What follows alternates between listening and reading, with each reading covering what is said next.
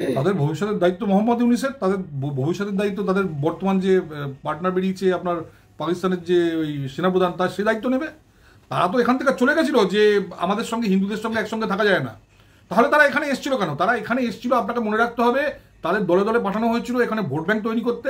আমি আবার বলছি, 1946-এ দেশভাগ হয়েছে বাংলাভাষী মুসলমানদের জন্য, পাঞ্জাবের মুসলমানদের জন্য নয়, বা সিন্ধ প্রদেশের মুসলমানদের জন্য নয়। বাংলাভাষী মুসলমানরা দাঙ্গা করে দেশটাকে ভাগ করেছে। চ্যানেলে আপনাকে স্বাগত জানাই। দাদা বলছিলাম, আমরা দেখতে পাচ্ছি যে এই যে অনুপ্রবেশকারীরা দলে দলে শয়ে শয়ে দেখছি সীমান্তে গিয়ে আর কি নিজেদের বোচকা, নিজেদের থলি, নিজেদের লাগেজ সব নিয়ে বসে আছে। তাদের ভবিষ্যৎ তো অনিশ্চিত। তারা তো ওই দেশ থেকে এদেশে এসেছিল কোনো একটা কারণ নিয়ে, বা কোনো একটা লোভে, বা কোনো কিছু ভালোভাবে বাঁচার জন্য। তারা আবার ওই দেশে চলে যাচ্ছে, মানে তারা ও দেশেও হয়তো ভালোভাবে আর থাকতে পারবে না। মানে তাদের ভবিষ্যৎ নিয়ে আপনার কি মনে হয়? তাদের ভবিষ্যতের দায়িত্ব মোহাম্মদ ইউনিসের, তাদের ভবিষ্যতের দায়িত্ব মোহাম্মদ ইউনিসের, তাদের ভবিষ্যতের দায়িত্ব তাদের বর্তমান যে পার্টনার বেরিয়েছে আপনার পাকিস্তানের যে ওই সেনাপ্রধান, তার সে দায়িত্ব নেবে।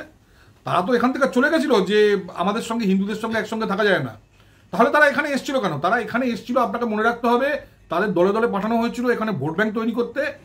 এখানে ওই কি বলে, কি দারুণে কি ইসলাম নাকি সেই বানানোর জন্য, যে ভোট দখল করে আমরা তো বাংলাদেশ পাকিস্তান দখল করেছি, এবার ভোটিং করে আগামী দিনে ভারতটাকে দখল করব।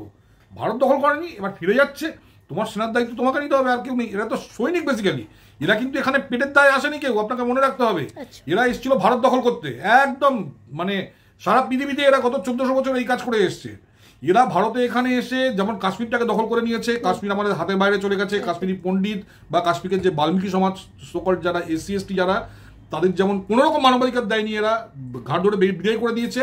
আগামী দিনে এদের টার্গেট ছিল পশ্চিমবঙ্গ থেকে বাঙালিকে উৎখাত করে বিদায় করে দেওয়া।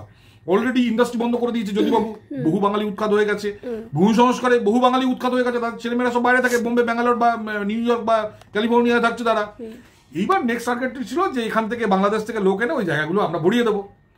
এখন যখন খেলাটা ধরে নিয়েছেন মোদিজি বা অমিত শাহজি, যখন নতুন করে মানে কাউন্ট হচ্ছে যে কারা এদেশের লোক কারা, তখন চলে যাবে। আপনার সৈনিক আপনি পাঠিয়েছে, তাদের পেনশন দেওয়ার দায়িত্ব আপনার।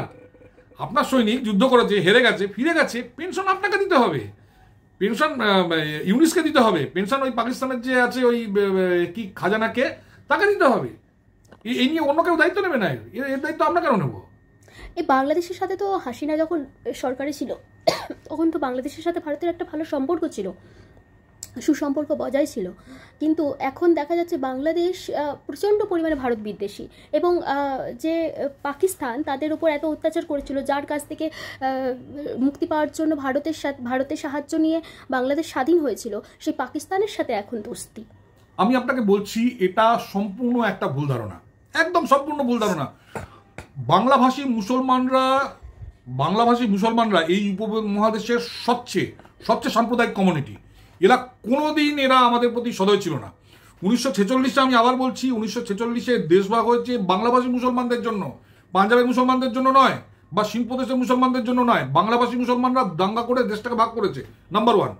নাম্বার 2, 71-এ আমরা পরবশত হয়ে আমরা ওদের দেশটাকে ভাগ করে দিই, কারণ তখন প্রো রাশিয়া ছিল এই শেখ মুজিব, আর কোনো কারণ না। শেখ মুজিব প্রো রাশিয়া ছিল বলে আমরা ওটা ভাগ করে দুটো পাকিস্তান, আমাদেরও জিও পলিটিক্যালি লাভ হয়েছে, ভাগ করে দিয়েছিলাম। কিন্তু ওরা সেই দিনও আমাদের এগেনস্টে ছিল। তার প্রমাণ আপনি ইউটিউবে ইমরান খানের একটা ইন্টারভিউ দেখবেন। ইমরান খান, দয়া করে আমার এটার সঙ্গে ওটাকে আপনি অ্যাড করতে পারেন, আমার এই ইন্টারভিউয়ের সঙ্গে। ইমরান খান বলেছে 1987-তে যখন তারা বাংলাদেশে খেলতে না, 89-তে যখন তারা ওই দেশে খেলতে গেছিল, পুরো ঢাকা স্টেডিয়াম, আজকে না আমি বলছি 1987-89, আজ থেকে 38 বছর আগের ঘটনা। সেই সময় বাংলাদেশের পুরো দর্শক তারা পাকিস্তানকে সাপোর্ট করেছিল, ভারতকে নয়। ঢাকার পুরো দর্শক পাকিস্তানকে সাপোর্ট করেছিল। ফলে এই নয় যে আজকে মোহাম্মদ ইউনিস আসার পর বাংলাদেশিরা আমাদের এগেনস্টে হয়েছে। বাংলাদেশি মুসলমানরা আমাদের ঘৃণা করে, কিন্তু এই সুনীল গঙ্গোপাধ্যায়, শীর্ষেন্দু মুখোপাধ্যায় বা ধরুন মৃণাল সেন, এদের মতো এই যে রাশিয়ান দালাল যারা, কিংবা আমাদের এখানকার বড় বড় নিউজ মিডিয়া বা যাদবপুর এবং প্রেসিডেন্সির যে মাকুজের টিচাররা আছে, এরা সমাজকে ভুল বুঝিয়েছে যে বাংলাদেশ আমাদের বন্ধু। বাংলাদেশি মুসলমানরা কোনোদিন আমাদের বন্ধু ছিল না, 100 বছর আগেও ছিল না। যেদিন থেকে 1906 সালে মুসলিম লীগ তৈরি হয়েছে, সেদিন থেকে বাংলাভাষী মুসলমানরা আমাদের শত্রু মনে করে। তার আগে থেকেও মনে করতো, কিন্তু প্রাতিষ্ঠানিকভাবে সেদিন থেকে আমাদের শত্রু মনে করে। ফলে আমি আবার বলছি যে ইউনিসকে দোষ দিয়ে কোনো লাভ নেই। ইউনিস এই প্রতিষ্ঠানটাকে আরেকটু সুদৃঢ় করেছে মাত্র। 100 বছর ধরে ওরা আমাদের ঘৃণা করে, আমাদের ভুল বুঝিয়েছে আমাদের বুদ্ধিজীবীরা, আমাদের সংবাদপত্র, আমাদের শিক্ষকরা।